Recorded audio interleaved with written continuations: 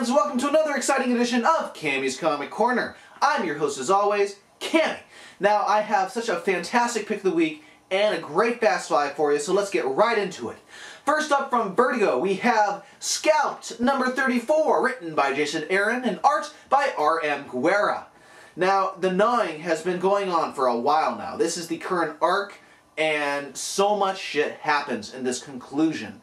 We have all the main characters, something's up with them, something's happening, and all the loose ends are tied up in this issue as well. We have the Hmongs. Last we saw them, they were on Red Crow's turf saying, hey, we're kicking your ass because you're being disobedient, you're not, we're the bosses here, you're not respecting us. And so Red Crow, he takes it. That's all he does. He's like an old man, looks pitiful, as the Hmongs are just going to town on him. Well, while this is going on, Bad Horse, who helped Diesel escape last issue, yeah, he's walking him to his car. But the thing is, he's not really walking him to his car. Even Diesel goes like, "Where'd you park? You're parked pretty far out here." And that's when Bad Horse goes to town on Diesel. He is plugging bullet after bullet after bullet into this guy. He told him, hey, remember when you killed that 13-year-old kid and I said you're going to die? Well, guess what? You're going to die. He's making sure he is in excruciating pain to the last last breath coming out of him. And it is just brutal what Bad Horse says to him. The witness who got away, who was about to rat out Bad Horse, well, Catcher takes care of him, and then Officer Fallsdown discovers that Catcher is the one who is responsible for Jean's death.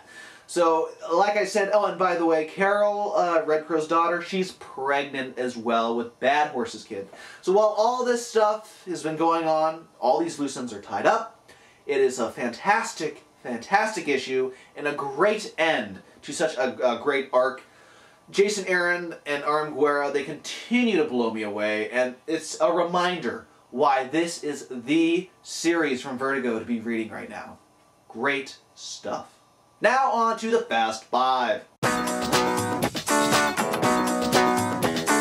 First up, from IDW we have G.I. Joe Origins number 12. Now this was this close to being the pick of the week. It has Mark Andreyko on the strip, and it has Ben Templesmith on art.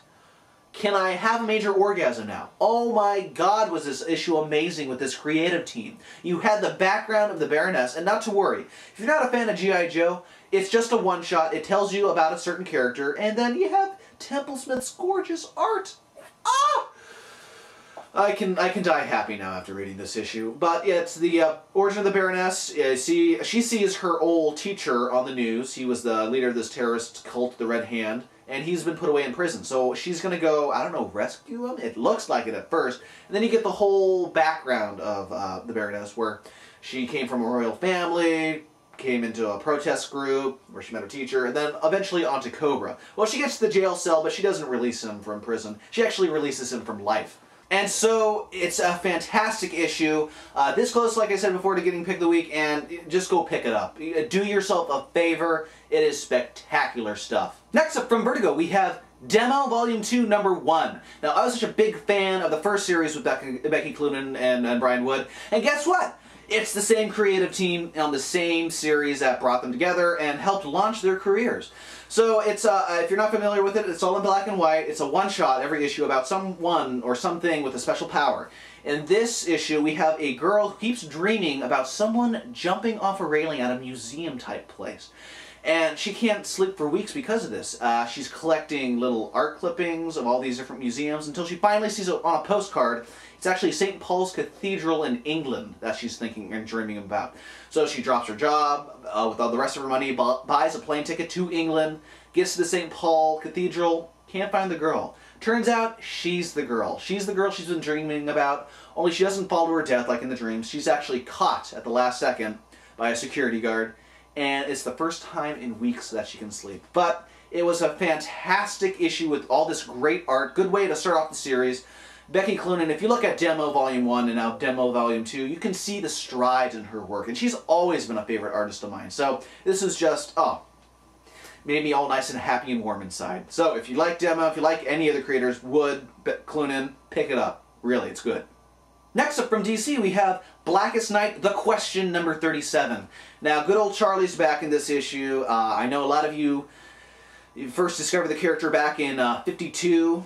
I got a little bit more of a backstory on him after that, and he's coming back. He's a Black Lantern now, and it's Lady Shiva versus Renee Montoya in this issue. Lady Shiva killed him the first time, and she's back to see how his replacement's holding up. Well, as they're battling out on the beach, it turns out that she's not actually interested in fighting Renee. She's actually interested and was waiting around for Charlie to return so she could actually finally have a challenge. Well, it turns out Charlie's a lot more stronger than she remembers. It takes both of them to try to beat him up, and it's not working. The only thing that they discovered that can work to make him not see them is if they just show no emotion at all, because, you know, the lanterns feed off of emotion. They both just show no emotion at all. They escape with their lives. Now it's Renee's duty to go after and stop Charlie, whatever way she can. Good stuff. Especially with O'Neill and Rucka writing it. That's a good creative team on the question. And then you have the great ink finishes by Bill Sienkiewicz. So if you're liking The Blackest Night and you're picky on which titles to pick up for the tie-ins, this is the one you pick up. It was really good stuff. Next up from Vertigo, we have House of Mystery number 22. Now, we get the better backstory on where Strawberry came from and why is he so fucked up. Well, it turns out when they were kids, he explains to Fig that she forgot about the tale that, wiped him from her memory and the pages. It was Fig and Strawberry's adventure in the Cloud Kingdom. And so we have a nice little storybook type art type story about, oh, there's a mystery in the Cloud Kingdom. The Prince of the Clouds, he dropped his father's crown, and they got to figure out how to get the crown back. And so, they need bubble gum, they need a beaver, and they need a fishing line, and they, make a big wad, and they get it. Meanwhile, while all this is going on, it's all cutesy and storyboardish. It's Strawberry is the fucked up one, asking, like, the Cloud if he has a penis or a vagina, and then eventually strangles the Cloud Prince to death, which leads to his imprisonment in this Cloud Kingdom, and that's why where he's been locked away all this time. And now that he's come back, he's kind of intimate with his own sister Fig. It's kind of creepy stuff. Strawberry, I'm liking this new character, how fucked up he is, and I can't wait to see what happens next. But yes, House of Mystery continues to be great with the Luca Rossi's art and the little mini stories within the stories like this. Good stuff. And finally this week, from Marvel, we have Ghost Rider's Heaven's on Fire number 6, written by Jason Aaron and art by Roland Boschi. The reason I mention these two names is this is the end of Jason Aaron's run, and can I just say, epic run on Ghost Rider. He started off his run with Roland Boschi, and now he's finishing it. So I thought it was a very nice finish for both these creators. It's Johnny and Danny versus Zadkiel. He's now God in heaven, and he can't really get a hold of the essence of Ghost Rider. And so Danny and Johnny use this to their advantage, taking all the Ghost Riders that Aaron introduced in his run, putting them all together to battle Zadkiel. And sure enough, they kick his ass. But while this is all going on, it's heaven versus hell, because Kid Blackheart, the son of the Antichrist, he decided, okay, let's invade heaven while it's weak at this point. They arrived to heaven. All that's waiting for them is a huge army of Ghost Riders. So there's action non-stop in this issue. You've got gorgeous art by Roland Boschi. And everyone, kind of lives happily ever after. It's a good ending to his run. The Caretaker's taking down the Deacon. Zadkiel's burning in hell now. It's good stuff. If you were a fan of Ghost Rider, or if you've been wanting a good Ghost Rider story, check out all the stuff Jason Aaron has done up to this point. It is fantastic.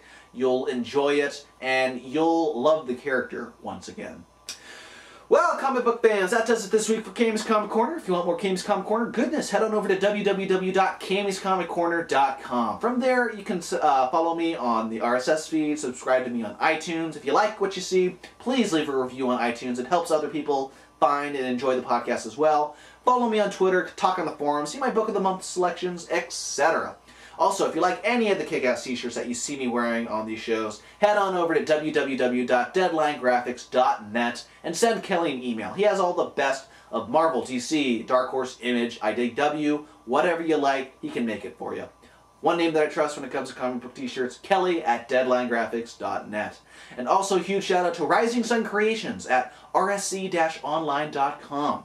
Rising Sun Creations specializes in manga, U.S. comic books, imported toys straight from Japan.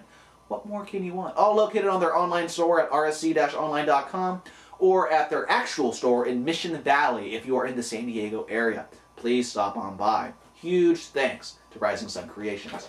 Thanks for watching. This has been Cammy's Comic Corner. I have been your host, Cammy. Now let's go watch the Super Bowl, if you're not already.